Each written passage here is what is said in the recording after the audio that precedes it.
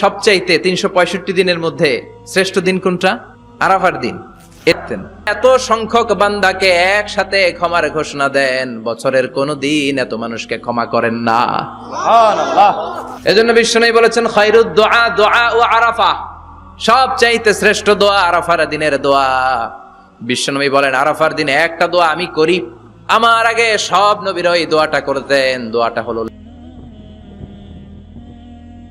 বিশ্বনবী বলেছেন খুযু আন্নি মানাসিকাকুম, আমার থেকে হজের নিয়মগুলো জেনে নাও। রুকনুল হাজারিল আসওয়াদ, কাবা ঘরের 4টা কর্নারের একটা কর্নারে একটা ব্ল্যাক স্টোন আছে, ব্ল্যাক স্টোন আল হাজার আল আসওয়াদ, কালো পাথর। এটাতে কিস করা সুন্নাত, চুমু দেয়া সুন্নাত। এটা জান্নাতের পাথর। নূহ আলাইহিস সালামের বন্যার সময় পাথরটা হারিয়ে যায়, পরে এটাকে জাবালে আবু কুবাইস থেকে এনে আবার সেট করা হয়। এখান থেকে তাওয়াফ শুরু করতে হয়। কিয়ামতের দিন আল্লাহ তাআলা এই হাজারে আসওয়াদ পাথরটাকে একটা মুখ দিবেন, 2টা চোখ দিবেন। কারা কারা এটার মধ্যে চুমু দিছিল কিয়ামতের দিন এই পাথরটা আল্লাহর কাছে দাঁড়িয়ে সাক্ষী দিবে। এখান থেকে তাওয়াফ শুরু।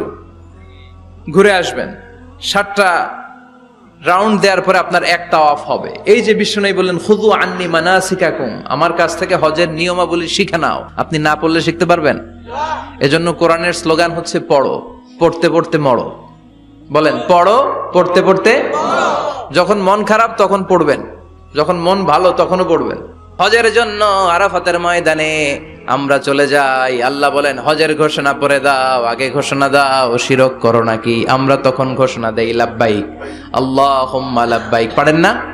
লাব্বাইক আল্লাহুম্মা লাব্বাইক লাব্বাইক লা শারীকা লাক লাব্বাইক ইন্নাল হামদা ওয়ান নি'মাতা লাকা ওয়াল মুলক লা শারীকা লাক। পড়েন লাব্বাইক আল্লাহুম্মা লাব্বাইক লাব্বাইক লা